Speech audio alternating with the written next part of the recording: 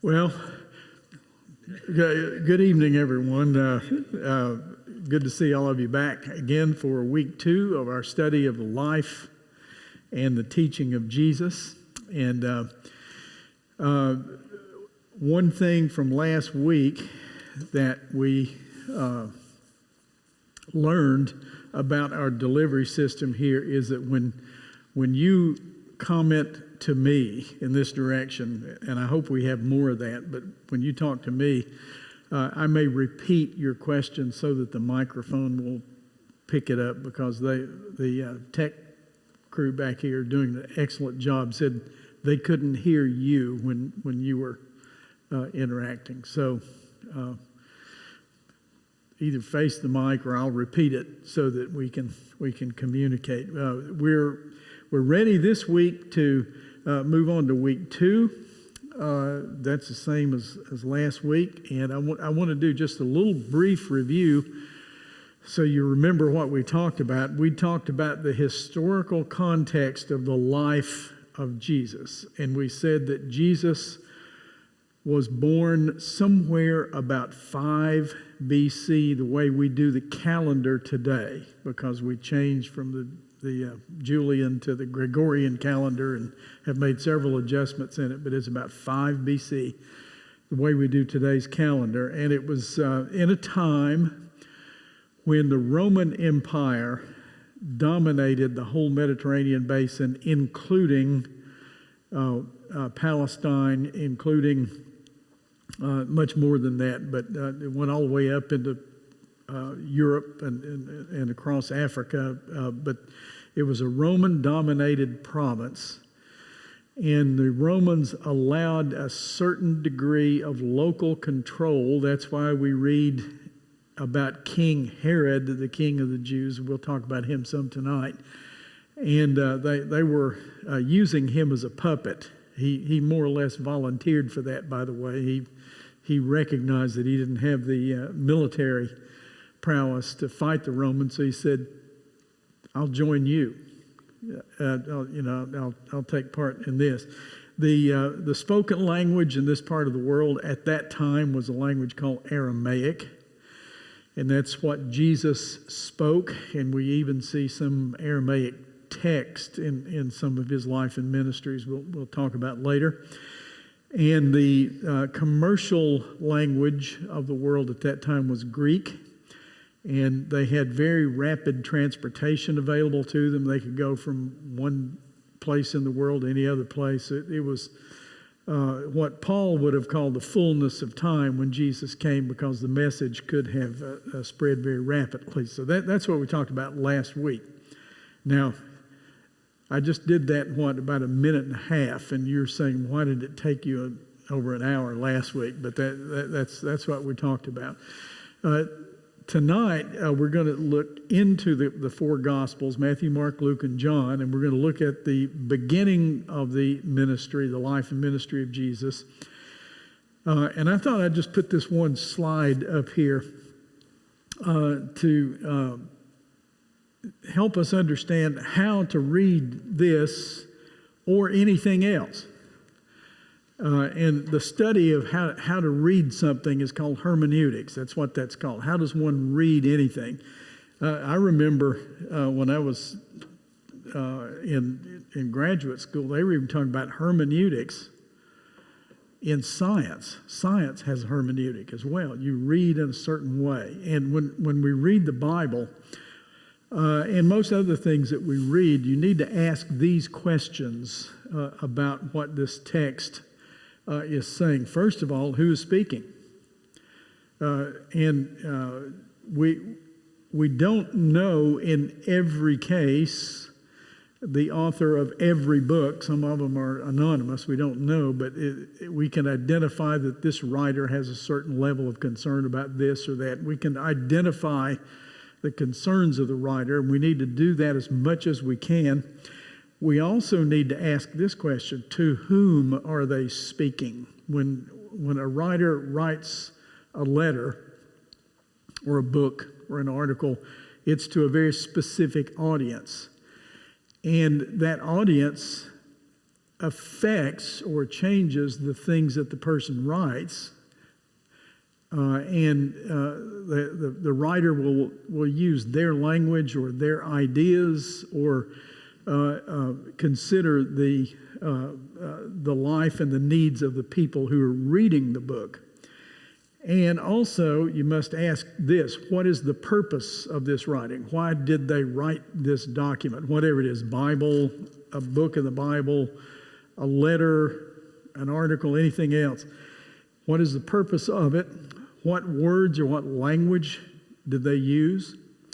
And what is the local context of these people? And then when reading the Bible, we have to consider the broader context, or the fact that the Bible goes from Genesis to Revelation. You have to look at the bigger context aside from that and interpret any document through that kind of a filter.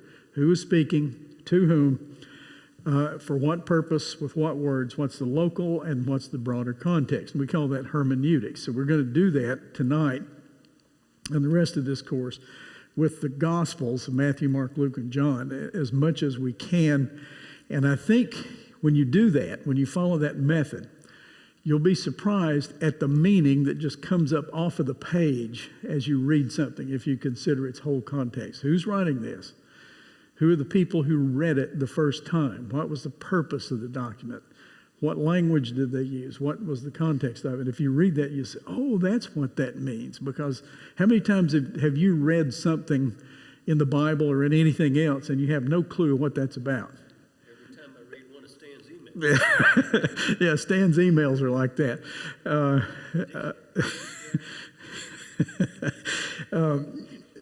But if you know the person, or at least something about the person and the audience and why they're writing it, can you see how it begins to make more sense when you do that? So we're going to follow that method. That's a method of hermeneutic. And that's not mine. I didn't invent that. That's been around for centuries. You know, that's an old thing, but people don't often do it. You can see how if you read anything in the wrong way, you'll get the wrong meaning. If you treat it like a phone book or a building code manual from Knox County, or you'll miss the real meaning of it. So we're going to try to follow that as we go through here. Okay, any questions about last week or about this method that we're going to use? So we're going to jump into the first part of this, the prologue to the life of Jesus. If you look at Matthew, Mark, Luke, and John, you will see that Mark, who's writing to Romans and Gentile people, non-Jewish people, had very little interest in the early life of Jesus. He basically starts with the ministry of John the Baptist. So he says essentially nothing about the birth and the childhood of Jesus. If you look at John, he goes all the way back to a philosophical beginning and then skips to the ministry of John the Baptist, and he doesn't say anything about the birth and the childhood and the early life of Jesus. So if we want to learn anything, we have to look at two of the Gospels, Matthew and Luke. So tonight we're going to do that. But since John goes all the way back to the beginning, when he discusses the life of Jesus, let's start with John's Gospel, and what you'll see there in the first chapter of the Gospel of John, and you'll see this mirrored also in the first letter of John, the Epistle of John, which comes much later in the New Testament. You'll see it there as well. He uses this. It's both Hebrew and Greek, this idea with his audience. And he says that there's this thing called the Word. And personally, I think that it's a weak, inadequate translation of logos, but that's the best we can do with our English. Look with me at the first chapter of the Gospel of John, and there's pew Bibles there if you want to read along. John says this. He says, "In the beginning was the Word, And the Word was with God, and the Word was God. He was with God in the beginning. Through him all things are made. Without him nothing was made that has been made. In him was life, and that was the light of men. The light shines in darkness, but the darkness has not understood it. And that's the first 5 verses. Now, if I were to identify in my own thinking, this is a personal thing, you pick out the one that you like, but if I were to pick out perhaps the most powerful verse in the New Testament, I would skip on down to verse 14 in that chapter, which says this: the Word became flesh and made his dwelling among us, and we have seen his glory, the glory of the one and only who came from the Father, full of grace and truth. So if I were choosing, if it were my option to say what's the most powerful verse in the New Testament, I'd say it's John 1:14, because the Word became flesh and dwelled among us. And to a modern American or even international mindset, that doesn't make a whole lot of sense. So let's follow our method here. Who's speaking to whom, for what purpose, in what context, with what words, and so on. Let's see if it makes a little bit more sense. John, in this gospel and also in the first epistle, use exactly the same word, and it's the word logos. And the word, I've got it up there, logos, it was an idea that was used by both the Hebrew people in their own way and the Greek-speaking people, particularly in one particular philosopher named Philo of Alexandria. He used it about 1,200 times. And to the Hebrew mind, their word was a word called memra. And if we defined word, we would probably say something like a unit of language, wouldn't we? That's probably what we would say. I had a teacher once that used to torment us with hard questions, kind of like Stan would have done with his students. And he would say, "What is a word?" And if I ask you that, what would you say? What's a word? It's a symbol of some sort to describe something. It's an action. Okay, Valdece's looked ahead, I think. Yeah. I would expect him to do that. We restrict the meaning of that according to our own modern philosophies and theologies and assumptions. We think it's a unit of language. But to the Hebrews, it meant the creative energy. It was not a sound in the air molecules vibrating, strike your eardrum, goes to your brain interprets it. That's a limited use of that logos. But to the Hebrews, they looked at the whole universe and they said, if God said something, something happened. So to them, it was a unit of energy that made something happen. If you think about the Genesis account of creation, how many times, I don't even know, I can't remember how many times, and God spoke it or said it, and it happened in the Genesis story.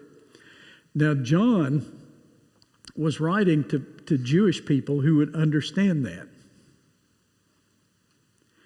Now, they were Jews who had made a transition away from the Jerusalem kind of Jew to a more cosmopolitan, dispersed kind of Jew, because he's writing, maybe 60, 70 years after the life and ministry of Jesus.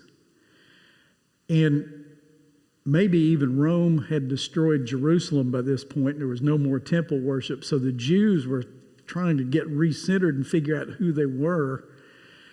And John, in his gospel, was trying to get those Jews to see that this Jesus is not just a local Semitic deity who happened to live in Palestine. He was the creative energy of the whole world. And they used the word Memra. Now, the Greeks, the Gentiles who would have read John's gospel, also had read Philo or had heard about Philo of Alexandria, who was a Greek philosopher and talked about a lot of things. But this is one of the things that he used. And in their mind, in Philo, word or logos also meant the mind of God. So the Word of God was the mind of God, what it was that God wanted and what was God's identity. It was the mind of God. So when John says to this ancient audience, this end of the first century audience, he said, in the beginning was the mind of God, the creative energy of God. And it was there in the beginning. And I think they got it. I think they got it better than we do today, because we read that and we said the word. What do most people think of when they see that today? Yeah. But that's not what John was, the writer John was using. He said that this whole mindset of God, the intention, the will of God was there.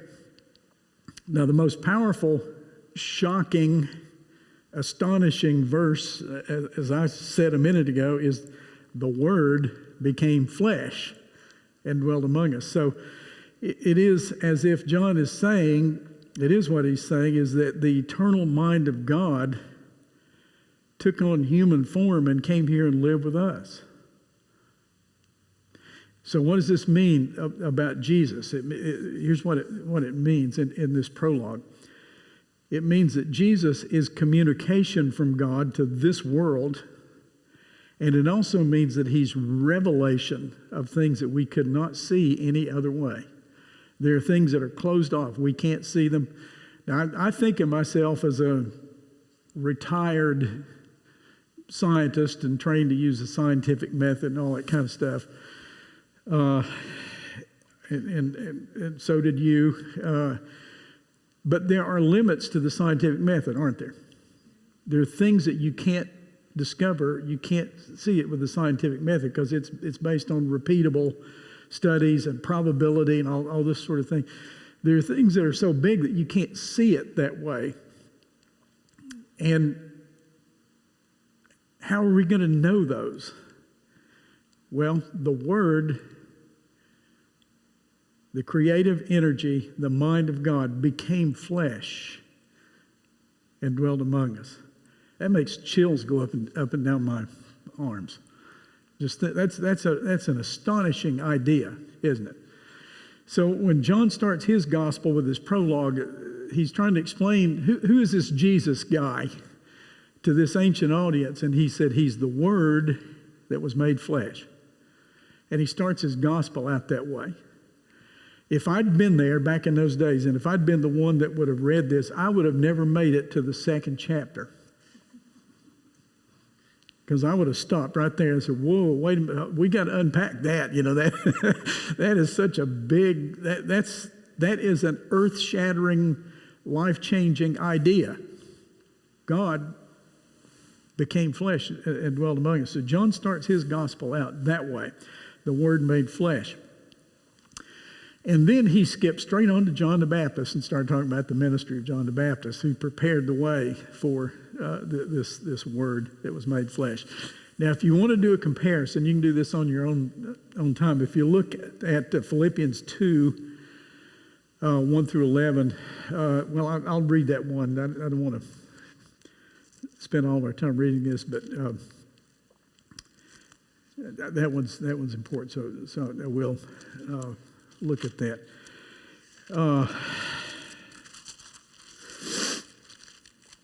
In the book of Philippians, the closest thing to this in Paul is in chapter 2, verses 1 through 11. By the way, this section I'm reading from the Apostle Paul is actually older than John's gospel. So what Paul says here in Philippians 2 is actually, a few years older. Here's what he said. He said, if you have any encouragement from being united with Christ, any comfort from his love, if any fellowship with the Spirit, if any tenderness and compassion, then make my joy complete by being like-minded, having the same love, being one in spirit and purpose. Do nothing out of selfish ambition or vain conceit, but in humility consider others better than yourselves. Each of you should look not only to your own interest, but the interest of others.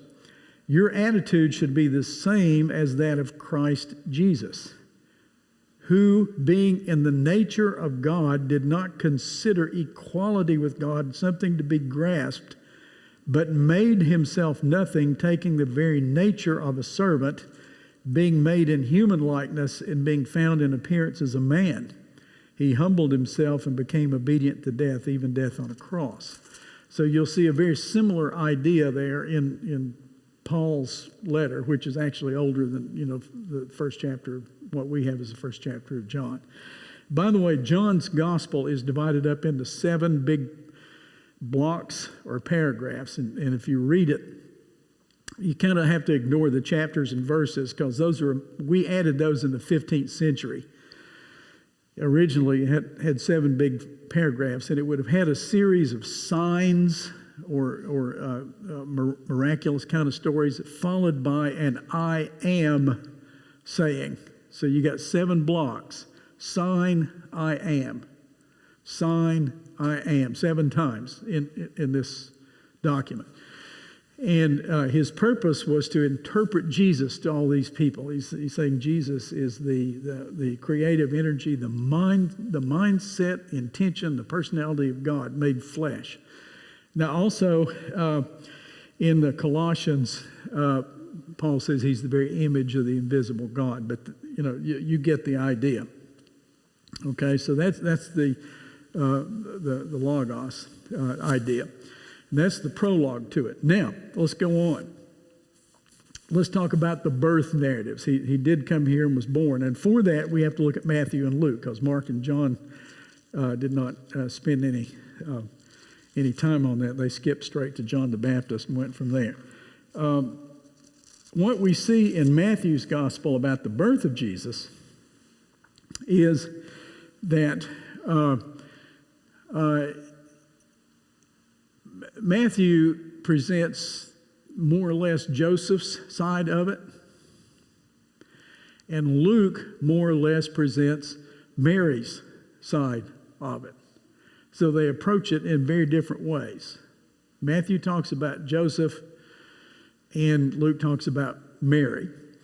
And both Matthew and Luke include these things called genealogies. And a genealogy is a list of ancestors, and they do it in very different ways. Matthew gives a very orderly genealogy of Jesus, starting with Abraham and then going to Jesus. And there are 3 blocks of 14. He says there's 14 of these and 14 of these and 14 of these. Luke does it the other way around completely. He starts with Jesus and goes to Adam. And here's an interesting thing, because their purpose and their audience was different, they didn't even list the same series of names. And as we look at Matthew's genealogy, this man begat this person, begat this person, begat this person. If you go back and look at the Old Testament, you notice that he skipped over several people in order to squeeze it down to a block of 14. Because he had 14, 14, and 14. His purpose in his gospel was to show that Jesus was the fulfillment of the promise to Abraham. He was the promised king that would come from the lineage of Abraham. And the people back in that day had no problem with that. They said, well, you skip 3 generations here and 2 there. So what? Doesn't matter, because your great-grandfather still begat you in some way, right? You're still a descendant of your great-grandfather. You don't have to list every single one of them. And also, Matthew includes some women in his genealogy that are very interesting. They had very colorful histories. If you look at Matthew chapter 1, verse 3, it says, Judah, the father of Perez, and Zerah, whose mother was Tamar. She was a woman of sort of questionable intentions at sometimes if you go back and look at that story. He also mentions Rahab, and Rahab was a prostitute. He also mentions the wife of Uriah the Hittite, who had an affair with David. And he mentions Ruth the Moabitess, who was a foreigner. And then down at the end of it, he finally comes to Mary, the mother of Jesus. And why do you think why did he do that? What would Matthew have been up to he listed all these distinguished men that all the Jews would have known, not every single one of them, but a lot of them. And then he threw in these women that, like in most families, you have that one person you just don't talk about them very much. Does your family have those? We don't mention that. We all know it. We just don't talk about it, kind of thing. And he throws them in there. Why would Matthew have taken that approach to it? Why would he have constructed his genealogy in such fashion as that? Is it because he's writing to Jews and he wants the message across that Jesus is universal, not parochial? Yeah. Stan said that is he trying to get this message over to the Jews that Jesus' kingdom, which is a theme in Matthew, the kingdom includes all of these people, not just you Pharisees who are righteous. It includes some of these women, and these are some kind of questionable women. It includes them too. It is universal in that sense. And you talk about Ruth, the Moabitess, who became the wife of Boaz. She was not even a Jew. So how would the Jews in the first century have responded to that? So, wait, we don't talk about her. Why'd you put her in there? How would they have responded, you think? You think maybe say, "Oh, I wish he hadn't said that," but he did. And if you look at Luke's genealogy, he starts with Jesus and goes in the other direction, and he ends up with Adam. And once again, he doesn't list every single person. It is not his purpose to give a detailed history of the entire world and the human race in that genealogy. But if he starts with Jesus and goes back to Adam, what's he saying? Everybody. It's the whole world. It's all of us. And why would they even put genealogies in there anyway? Why would they do that?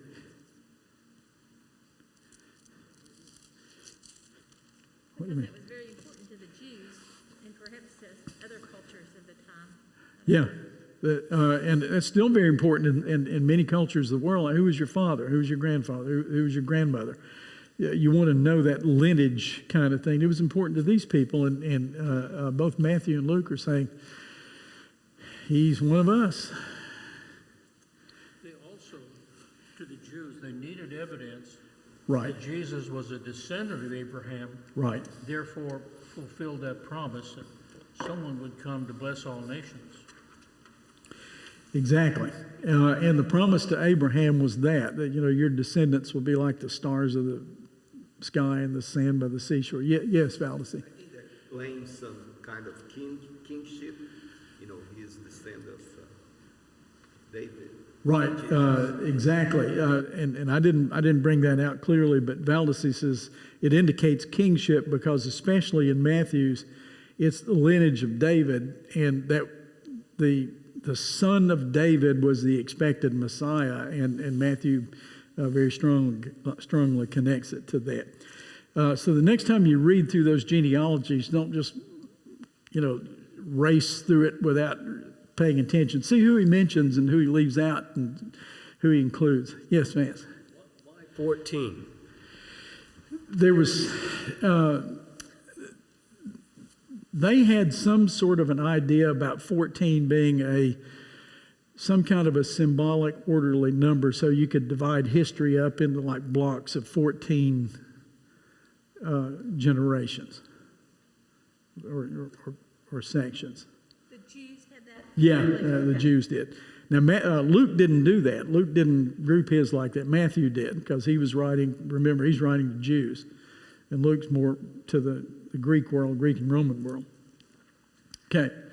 Any other questions about that? He had to get it in order. What's that? Tax collector. He had to have it orderly. Yeah, Matthew was a tax collector and didn't want a good census, which takes me to the next point, and that's the Annunciation narratives. Before Jesus was born, somewhere around 5-ish BC, as we do the calendar today, there were a series of announcements, and Matthew and Luke are the source for these, more so Matthew than Luke. The first announcement of the coming of Jesus happened with a fellow named Zechariah, and let's see, let's go over to Luke and look at that, because there's some people who think that Luke, perhaps, this is a guess, we don't know this, so don't take this as absolute truth, or don't take anything I say as absolute truth, but some people think that Luke may have had some access to Mary herself, because, you know, she lived long after the crucifixion, and Luke traveled with Paul, and it's, can you think maybe that when Mary was living, that she was kind of a celebrity even after the crucifixion and after the Pentecost and all that? You know, how would people have responded to Mary? You know, so I'm quite certain that if they were available, that somebody would have talked to them. Don't you think? I would have if I'd lived there. And said, that's Mary. I would want to go talk to her. Now, I wouldn't have worshipped her or, you know, prayed to her or anything like that, but I would certainly have been interested in what she said. So over in Luke, what you get in the first chapter of Luke is that they're having their temple worship services, and you'll see this in verse 5 that follows through there. And there was a guy named Zechariah who was a priest, and he was his wife was a kinsman of Mary in some way. He was a priest, and he was doing his ritual duties, and he was doing a thing that you only got to do one time in your whole life. You got one chance at this, and that was it. The thinking is that there may have been as many as 20,000 priests living at this time, and that they were divided into divisions. I think there were 24 divisions or courses of them, and each group would take a turn, and they had it worked out so you got it twice a year. Twice a year you would go to the temple, and your group would go and you would lead the temple services. Does that make sense? Because they had, you know, like 20,000 priests. And the course of Abijah that's mentioned here is the 8th of the 24. And Zechariah was a priest in that. And by drawing lots, they got to determine which one of those priests was the main guy who would burn incense on the altar. Now, they didn't get to go into the Holy of Holy place, but in the holy place, they would go in and burn incense. And once you did that, you could never do it again. That was your one time. So Zechariah had been drawn by lot to burn incense on the altar. And in his course, he went in there, and he was going to do the incense, burn the incense. And then he would come out after he had done that, and he would pronounce the benediction, and the crowd, which could have been thousands of people, were outside praying while he was in there burning the incense, and he'd come out and do the benediction. They'd all go home. Well, something very unusual happened as you see it in Luke chapter 1. Zechariah went in to burn the incense, and it says that an angel of the Lord appeared to him standing on the right side of the altar of the incense. So he goes in prepared to do the normal burning of the incense on the altar, and there stands an angel. And on the right side of the altar, and I think there's some significance to the right side, but I'm not exactly sure what that is. I think that's the side on which they presented sacrifices, but I'm not real sure about that. And the angel says one of the silliest things that has ever been said: don't be afraid. Now, if you'd gone in there and there stood an angel, would you have been afraid? I think I might have. So the angel says, don't be afraid. Your prayer has been heard. And he says to him, he says, your wife, who is very old, and you being very old, you're still going to have a son. And his name's going to be John. And he will be great in the sight of the Lord. But Zechariah said something very understandable. He said, how can I be sure of this? I'm an old man, and my wife's well along in years. She was beyond the age of childbearing, and you know, things like that don't normally happen at whatever age they were. And the angel even identified himself in Luke's gospel. It says, I'm the angel Gabriel. I don't know what that means as to, you know, why the angel identified himself.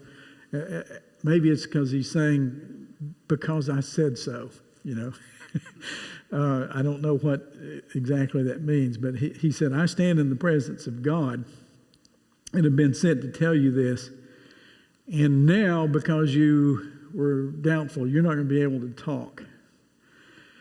So, now there's a little bit about this that's kind of funny, because the audience is outside, and they're standing out there or kneeling out there, and they're in prayer, and they're waiting for Zechariah to come out of there and pronounce the benediction. And he stays, and he stays, and he stays, and then finally he comes out, and he can't say anything. They began to perceive that something quite unusual had gone on here, and he was unable to speak. But he went back home. Elizabeth, his wife, sure enough, became pregnant with John the Baptist, and it says in the 6th month, and we've always assumed that's the 6th month of Elizabeth's pregnancy.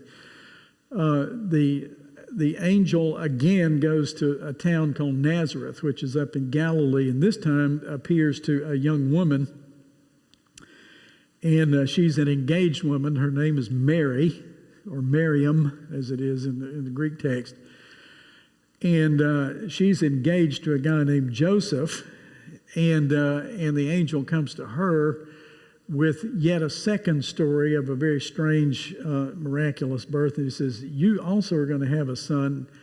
And she says, how can this be? Because I'm still an engaged woman and haven't engaged in sexual activity with anyone. And he says that the Holy Spirit will come upon you. And she, being more faithful than Zechariah, said, be it unto me according to your word. Now, there's several things about her that we don't know. We don't know how old she was. There's some speculation she may have been as young as 14 or 15 years of age, because that's when they became engaged. They did arranged marriages. The families would get together and say, you know, we've got a son that we want to marry into your family, and, you know, hold the families together. And her betrothed was a man named Joseph, and he was a tecton, or a builder.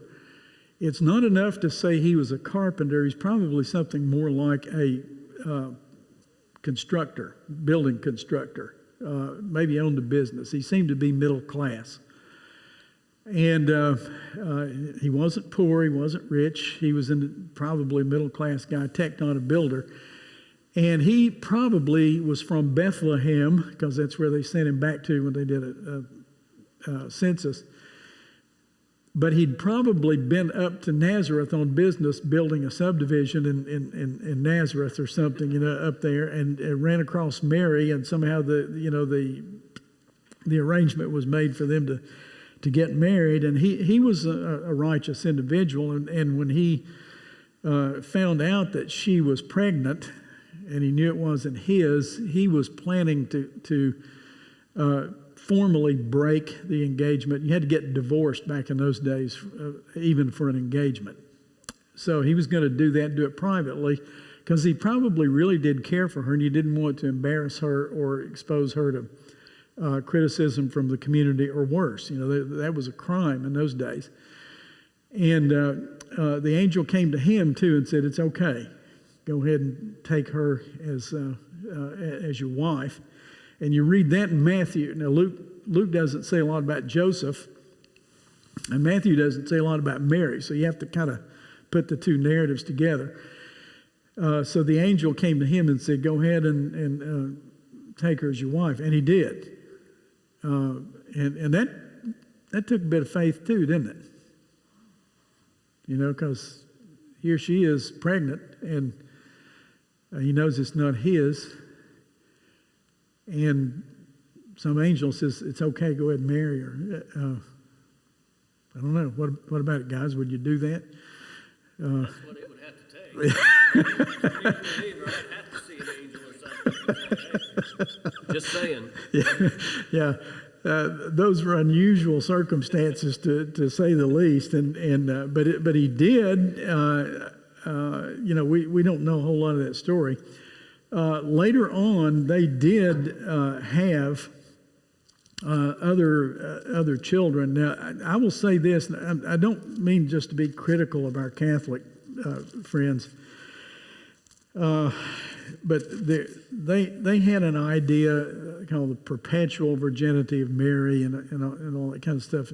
Part of that was to justify the monastic communities and the nunneries and all that sort of thing. But they had other children, because they're even named. Both Mark and Matthew list 4 brothers, Judas and this is Judas, James, Simeon. Who's the others? He had 4 brothers born later, and it says sisters. And it says even all of his sisters. We don't know how many he had. He had at least, it's plural, so he had at least 2 of them. So he had 2 sisters later on. And when Luke talks about it, Luke says that he was a tecton, or building constructor. And Luke says this is Jesus, the son of Mary. And Matthew says this is Jesus, the son of Joseph, and so they approach it from different sides. So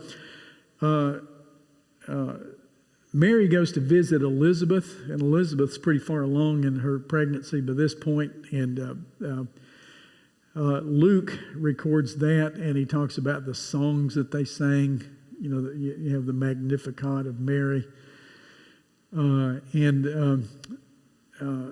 then Luke talks about a census that took place, and there's been a lot of writing about that, about the census. It says that Caesar Augustus and Quirinius, the governor of Syria, commanded that a census be taken for the purpose of taxation. Things have never really changed, have they? The government's always wanting to know where everybody is and how much money they have and how they can get a share of it. We know that Caesar Augustus did this kind of thing repeatedly. We also know that Quirinius, that's mentioned in Luke 2, verse 1, we also know that he was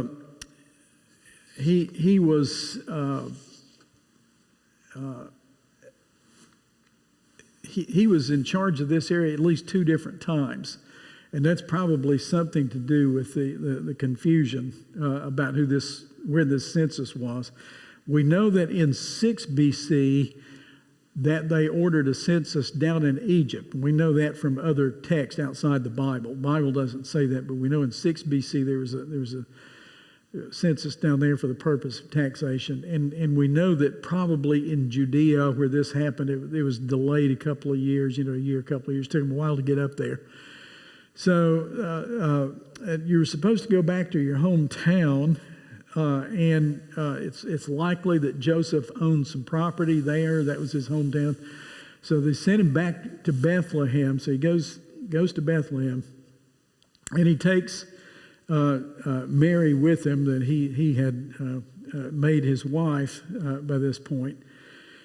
And the reason that there was no place for them was that everybody else who was from there was going back, and it was crowded, and there were a lot of people. The inns were all full because everybody was doing the census thing, and it says that Jesus was born there, and it said that they laid him in a manger. Now, it is not my intention to make you throw out all of your Christmas cards, but I'm going to rag on your Christmas cards a little bit. Now, your Christmas cards and all the Christmas plays that the children do, all of this stuff happens in one night. I mean, the angels come, and the birth happens, and the wise men come, and the shepherds come, and Frosty the Snowman, Santa Claus the Grinch, and all those other people, the drummer boy, they all show up, on your Christmas cards, and probably none of that's true. We have very little reason to believe that they were in a barn filled with animals, because that would have been against the Jewish purity, cleanliness laws. They probably had taken all the animals out, and they'd converted all the space they could into housing space. And she did lay him in a manger, which was a feeding trough. Sometimes they were made out of stone, and sometimes out of wood. And he was born in the pretty much the normal way, and placed there to rest. If anything, there was no cow standing there, no donkey, and no drummer boy. It was probably maybe some other people around who would have been there at that time. Now, the shepherds were also told by the angels that this birth had occurred, and that they could go to Bethlehem to see the child. And I've always asked this question, why shepherds?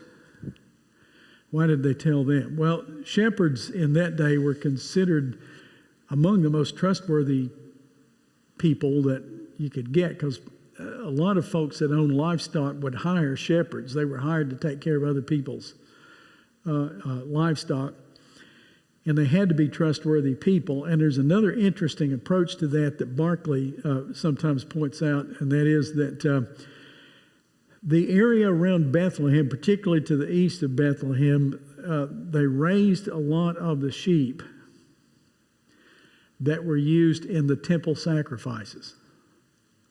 That'd be an interesting twist, wouldn't it? Those were the shepherds that took care of the sheep that would have been used on an altar.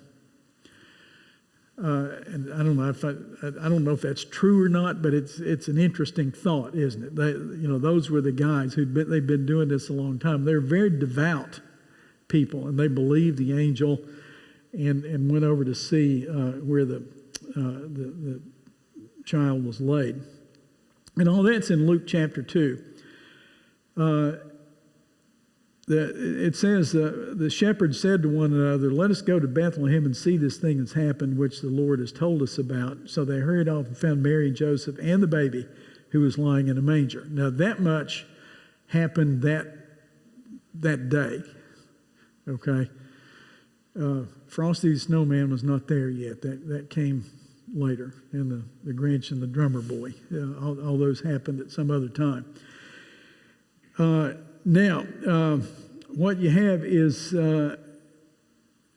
On the 8th day after Jesus was born, they did the ritual circumcision, which all faithful Jews did on the 8th day. And you'll see that in verse 21 in Luke 2. It says, on the 8th day when it was time to circumcise him, he was named Jesus. That's when they named their baby. And that's the name that the angel had given to her. Now, if you'll notice between verse 21 and verse 22 in Luke chapter 2, right there. See, Luke 21 is the circumcision. Luke 22 talks about the purification. There's about 6 weeks of time between verse 21 and verse 22. Because in Leviticus 12, it told all these Jewish people that they're to go to if you have the firstborn male, was supposed to be dedicated to God, but you could buy him back for the use of the family for an offering. And that happened on usually day 41. So there's about 6 weeks between verse 21 and 22. Right there, when they took him to the temple according to the laws of Moses. That's in Leviticus 12. And when they took him there, they made the offering. It says to offer a sacrifice in keeping with what is said in the law of the Lord, a pair of doves or 2 young pigeons. Let me point out that is a middle-class offering. That's not the poor man's offering. It's not the rich man's offering. It's you offered the birds. It is also interesting that in Jerusalem there was quite a thriving business about selling those things to pilgrims that came in to make their offerings. So around the temple you had all of these people selling animals. Because if you traveled in there, you had to make a sacrifice. You didn't want to carry that from Rome or Egypt or somewhere, so you bought it when you got there. So there was a thriving business that had come up around the temple services. And it was international. You had Jews from all over the world who were coming. So you had to have an exchange office where you'd change your money from one form to the other. Any of you traveled overseas and had to change your money from one form to another? You were in China. When you came in, you had to trade your money and all that. Well, they had that set up sometimes even in the temple. And my very limited experience of that is that kind of thing is subject to a lot of corruption. Because the money changers don't give you the same amount when you go out as they did when you came in. Have you ever noticed that? You know, the rate of exchange going into a country is not the same as the rate of exchange going out, and it's always in favor of the exchange office.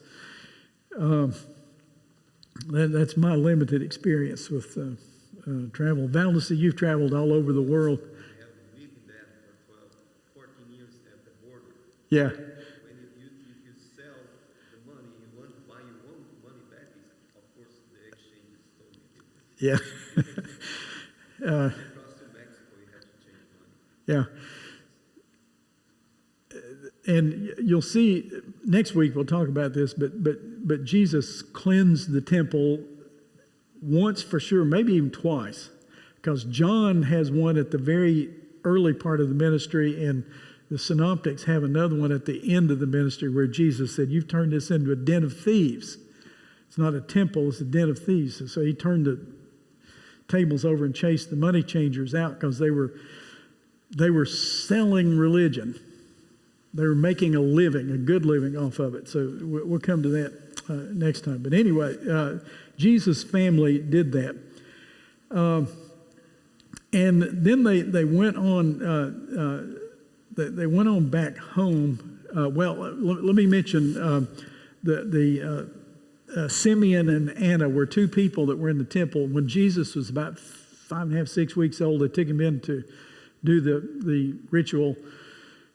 And Simeon came up to him and he said, "Now I can die in peace because I have seen the Messiah," in Luke's gospel.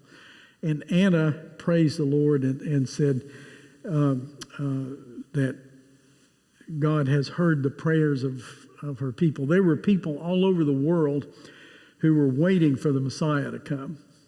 And these two, I suppose, had been informed in some strange way. Maybe that same angel, that they recognized this infant when they came in. Now let's talk about the Magi just a little bit, which is only in Matthew's Gospel. Over in Matthew's Gospel, you read the story about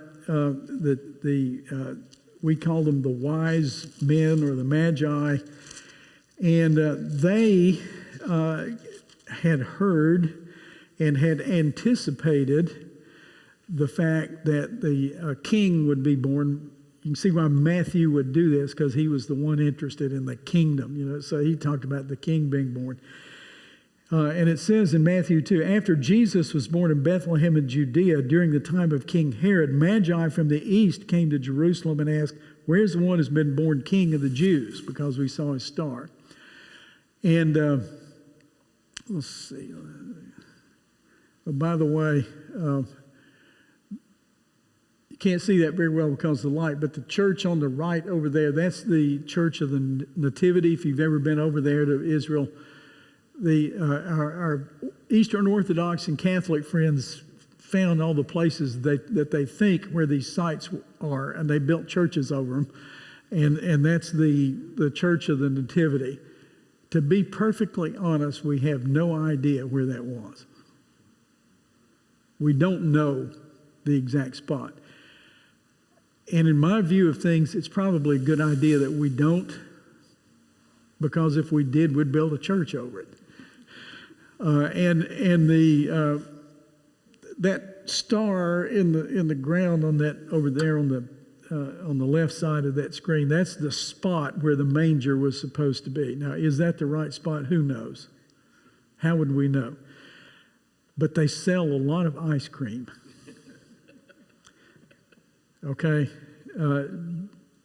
you know what the number one tourist, or what the number one industry in Bethlehem is? Tourism. Sells a lot of T-shirts and ice cream. And by the way, we don't have any of what we'll call the autographs, the original copy of Matthew, Mark, Luke, and John. The autograph, the word autograph means the first copy, the one that they signed their name to. We don't have any of those. It's probably a good thing we don't, because what would we do with it? What do you just speculate? What would happen if we had one of those? Make a Smithsonian museum and make a lot of money selling T-shirts. Yeah, sell a lot of ice cream and T-shirts on that, but we'd fight wars over that, wouldn't we? We would worship the thing rather than the one that it talks about. So we don't have any of those, and we don't know for sure where any of those places are. Anyway, I was talking about the Magi. Here's a question. Who were these guys? We don't know. We speculate because of the word that's used that these may have been some sort of priestly class from Persia, because it says the east, and that's east of Jerusalem, like over in Persia. Now that makes some sense because that's where the Jews were taken as captives, right? When they were invaded by the Babylonians, they took the Jews by force over into Babylon and settled them over there. And there were synagogues all over that part of the world at this time. And these people would have known something about the Old Testament. There was also a religion called Zoroastrianism, and it had a lot of astrology built into it. And they looked at stars and, thought that you could figure out what was going to happen on earth by the nature of the stars. So we really don't know who these people were. They had been people who were influenced by the Old Testament. Do we know how many of them there are? Your Christmas cards say that there are 3 of them. Okay, the text does not. It just says the wise men, plural. There may have been 2 of them. That would be plural, wouldn't it? There could have been 12 of them. That would be plural, wouldn't it? The Eastern Orthodox Church does say that there were 12 of them. The Western Church, Catholic Church, says probably 3. They even gave them some names. Melchior, Casper, and Balthazar. Gives them names, but that's not in the text. And Matthew's the only one that mentions this. We don't know who those people were. We don't know what their names were. Why would we think that there's three? There's three gifts: gold, frankincense, and myrrh. It could have been 4 of them that gave gold, and 4 of them that gave frankincense, and 4 of them that gave myrrh, and it would still come out 12 and be plural. We really don't know. And this was almost certainly on the night of the birth. This may have been as long as 2 years later. It's likely that they were living in Bethlehem because they didn't want to go back to Nazareth quite yet. And the wise men think, well, a king's being born, so where do we find out about this? Let's go to the current king and ask him. And the current king is a guy named Herod, and you read about him in Luke chapter 2. And in Luke chapter 2, he hears about it, and he pretends to go along with it because he wants to get rid of any threat to his kingdom. And something you need to know about Herod is that he was murderous. He was bloodthirsty. He killed so many people that they couldn't even keep up with it. He killed at least 2 of his own sons because he thought that they were in a plot. It was Aristobulus and Alexander. He had 2 sons, and he assumed that they were plotting against him, so he had his sons killed, 2 of his sons. He had a wife, actually had more than one, but one of them was his favorite one. Her name was Mariamne. And I think he really did care about her, but he thought she was in a plot against him, so he had her killed. He thought that her grandfather was in on it, so he had him killed. Toward the end of his life, he was very sick, and he was dying from disease. We don't know exactly what. And he knew that everybody hated him, but he wanted there to be mourning and sadness at his funeral, so he had about 200 or 300 of the leading Jewish citizens locked up in jail. And he told his guards, when I die, kill all of them so that there will be mourning. Now that's this guy, Herod. Now, when he died, one of his sons, a guy named Aristobulus, I think it was Archelaus, he came in and he said, no, I'd be starting out bad if I killed all those Jews. So he turned them loose. So he didn't kill all those people, but Herod was going to do that. And it's no big thing that he ordered the death of all the potential rivals to his rule. He wanted to kill all the male children born in Bethlehem, and it says under the age of 2. He was taking no chances. He didn't know exactly when this baby was born. Jesus may have been a toddler by this point. And once again, Joseph was warned in a dream and said, take the baby and his mother and run and go down to Egypt. And he did. Took him probably to Alexandria because there was a very strong Jewish population there, and lived down there for a while. And he could probably do that because he had family and construction skills and all. He probably built subdivisions in Egypt too. Herod died, and he thought it would be safe to go back home, but he didn't stop there. He went from Bethlehem on up to Nazareth, where that was Mary's hometown, so they lived up there. And by this time, Mary was safe. She wouldn't have the criticism of being pregnant in an untimely way. And it would also be safer from the Herodian family. So that's why it says that Jesus was a Nazarene. He grew up most of his life there in Nazareth.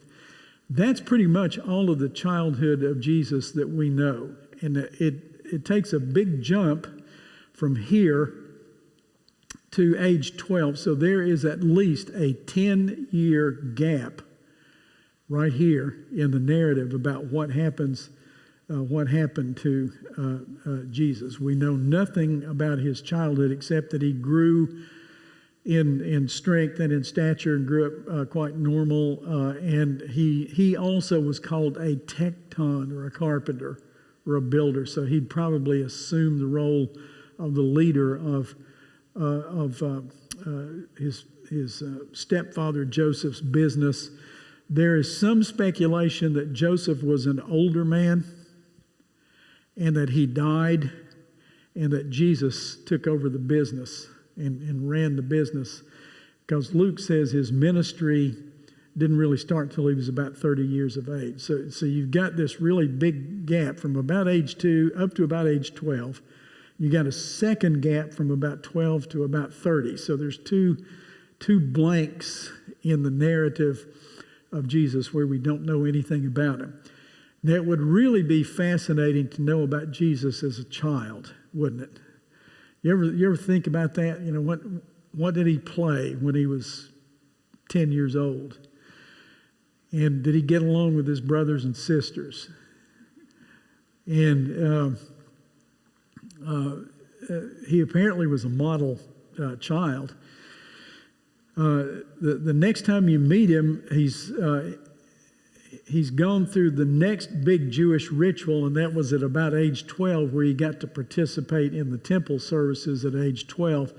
They still do that bar mitzvah and bat mitzvah. You know, the Jewish families still do that, and they're considered to be sons or daughters of the law at that point. So we see Jesus going to Jerusalem with his family at about age 12. And we read that story also in the Gospels. I may talk about that a little bit more. But let me stop there. Just think about Jesus as a child. Then after the age of 12 to the age of 30, what do you got there? You know, from 12 to 30 is a pretty big gap there. There is some ancient literature. It came out of the 2nd and 3rd centuries for the most part, that went in and tried to fill in the gaps. And one of the more interesting ones is that he was making, I think this is in the Gospel of Peter, which is an apocryphal gospel.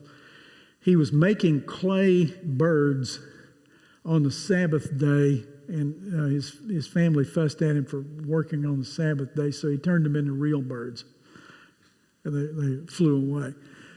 Now that's silly, but that's the kind of thing that some of these apocryphal gospels would have put in there. He apparently did have a great deal of respect and concern for his mother, because even on the cross, he made sure that she was cared for. And apparently, we'll see later on when we get into the Galilean ministry, his family was very worried about him when he was in his ministry, and they came to take him home. You know, his brothers and sisters said, "We're worried about Jesus. He's getting kind of carried away with this ministry thing. He's exposing himself to risk." And we'll see that several times in here. Let me just pause there. Any thoughts about the young Jesus?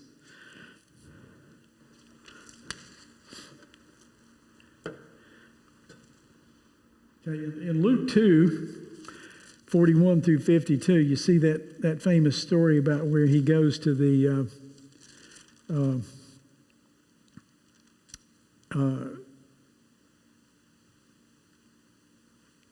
let's see, I'm in Matthew. I'll turn over to Luke here. You read that story about him going to the temple. Now, if Luke did have access to Mary,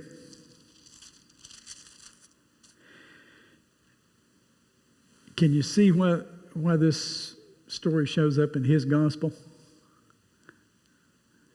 Does that make sense? In Luke 2:41, it says, every year his parents went to Jerusalem for the feast of the Passover. What's that say about them? What about his family? They were an observant family, weren't they? They were training him. When he was 12, he went up to the feast according to the customs, and after the feast was over, while his parents were returning home, the boy Jesus stayed behind in Jerusalem, but they were unaware of it. Thinking he was in their company, they traveled for a day. Then they began looking for him among their relatives and friends, and when they did not find him, they went back to Jerusalem to look for him. And after 3 days, they found him in the temple courts, sitting among the teachers, listening to them and asking them questions. Everyone who heard him was amazed at his understanding and his answers, but his parents saw him, they were astonished.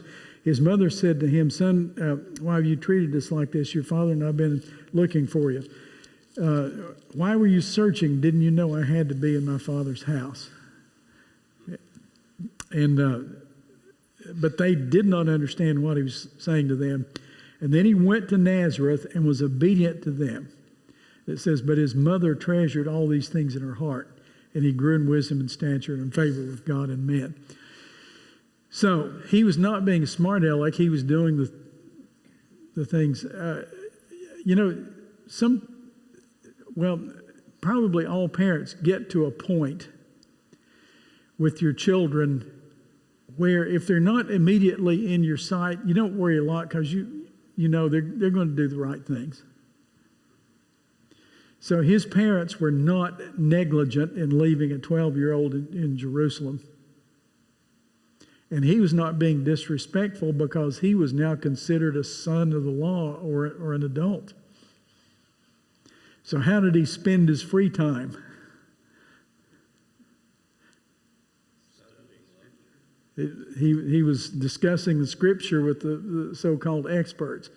Wouldn't you have loved to have heard that?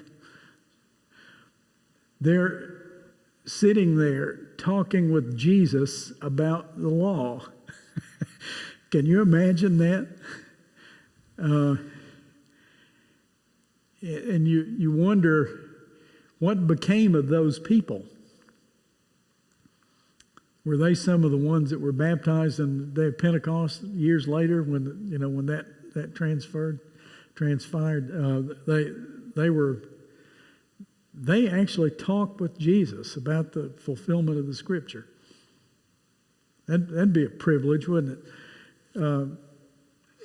Or were they some of those who rejected him and said, "Crucify him"?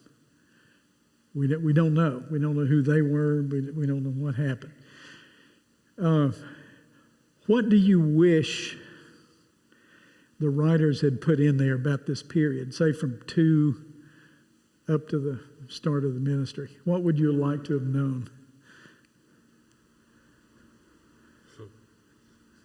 That's about 28 years. We got one story. What would you have liked to have known about him? I would have liked to have known how his brothers and sisters' attitude was toward him. How would you like to have lived with Mr. Goody Two-Shoes, the perfect Jesus? And your parents would always say, "Now, Jesus wouldn't do that, but you did it." No, it's no wonder they thought he was a nutcase. Yeah. Later on. Right. And really opposed him, didn't believe in him at all. Yeah. I would have liked to have known if Joseph really did die and Jesus assumed the leadership of the family, how that all played about with the sibling rivalries and with his mother. I mean, Right. Right. Now he was the oldest, so they would probably naturally assume that he would take leadership. There's a beautiful story. And I have no idea if this is true. It may not be true, but it's, you remember he said on another occasion, he said, "Take my yoke upon you, for my burden is light." He said that. There's a beautiful story that says that one of the things that he made was wooden yokes for oxen. And this is a legend, it's not in the Bible, but it's a legend. It says that they were so perfect and so perfectly fitted to every team that the animals didn't mind having them on, and they didn't get blistered, and that they could pull and do their work, and that people came from miles around to try to buy an ox yoke that had been made by Jesus the carpenter. the tecton. Now, one of the things about that's appealing to me is that when God sent his son into the world, he didn't send him to a king or a priest or a prophet or a scholar or a college professor, or he sent him to a tecton, to a builder, middle-class family. And I've always, something about that, I just like that. It's so appealing. And I don't know if that yoke story is true, but it's a nice story, isn't it? Everybody wanted to buy an ox yoke that had been made by Jesus of Nazareth, who made them so properly that the animals didn't even mind having them on. And that's why he said, take my yoke upon you, for my burden is light. I wonder if he waited until he was 30, because if he did have brothers, they could help take care of mom, so he could go off into the wilderness for 3 years and not make a dime. Yeah. But he cared about his mom. I mean, one of his dying words was... That could be. Very well could be. I don't know. Nor do I. All we can do is speculate, isn't it? Because we've got one story. From about 2 till about 30, we got one story. That's all. So we don't know what happened. Now, to be fair to the text, Matthew, Mark, Luke, and John, over half of their writing is about the last week of his life. So everything before that to them is just prelude anyway. It's all about the Passion Week, the last week. They didn't give us very much, about the rest of it. That would make sense. I mean, I'd like to know if Jesus threw frogs up in the air and let them hit the ground. But if I'm going to write about him, I'm going to write about the time I saw him come out of the ground. I'm not going to be thinking about what he did at 14 or 16 or 23, or if he punched his brother in the nose ever. I'm going to be thinking, man, this guy just went into the ground and came out of the ground.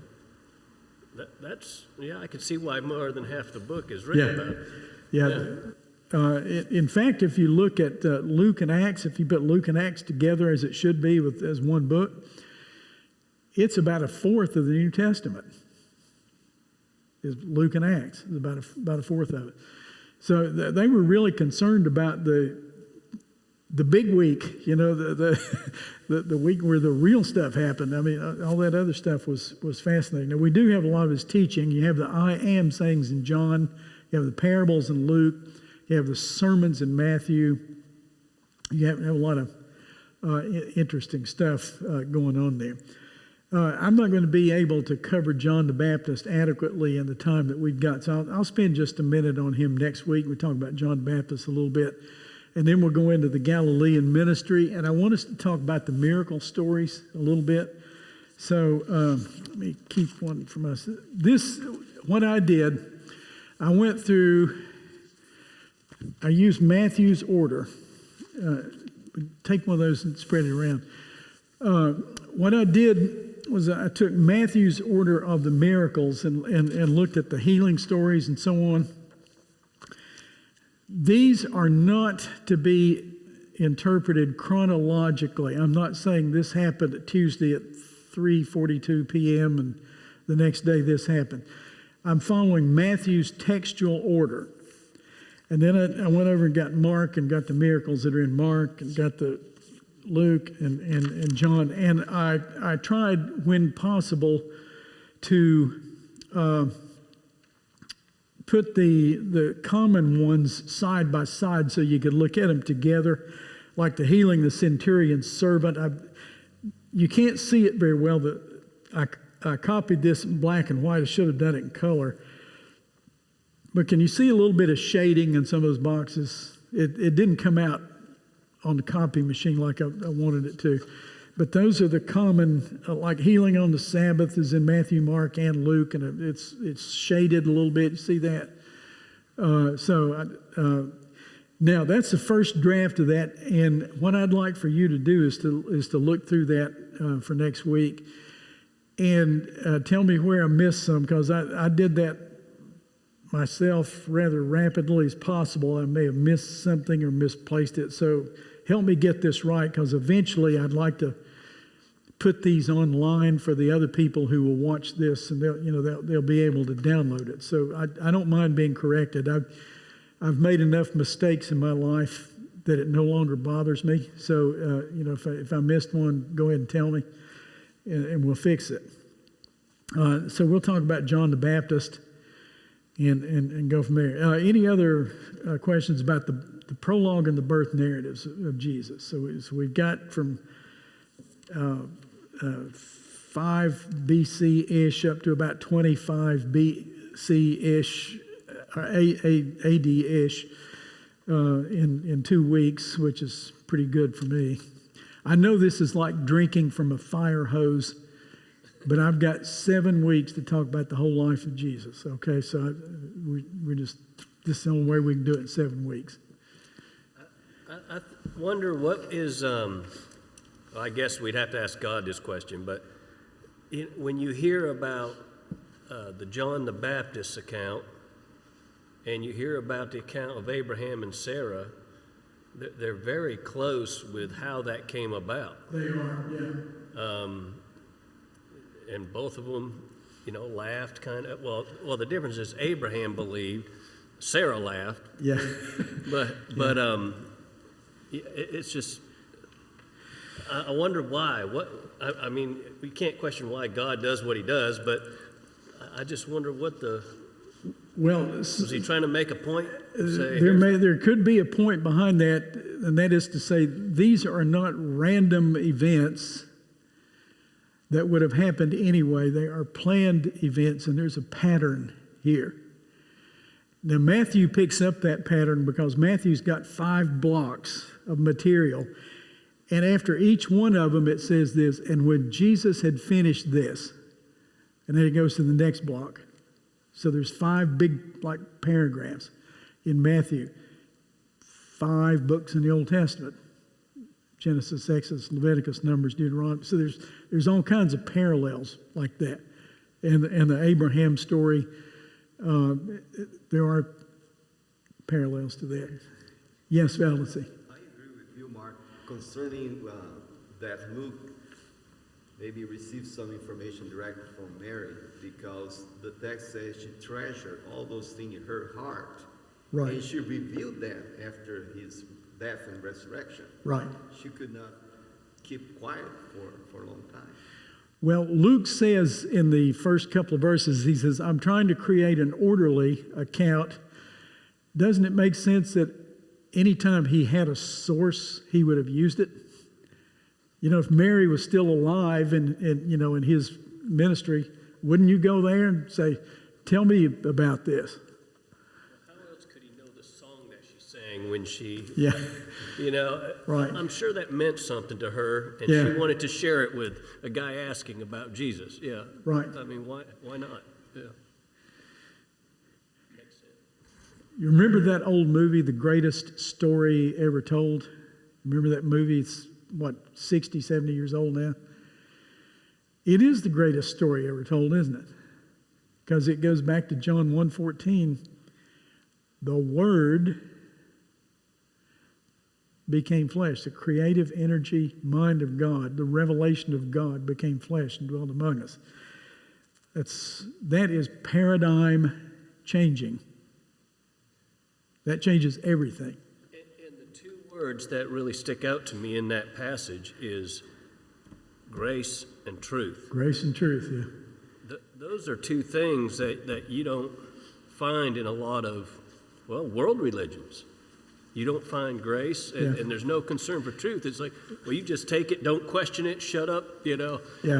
just believe it because I said so, as opposed to question it, research it, investigate it.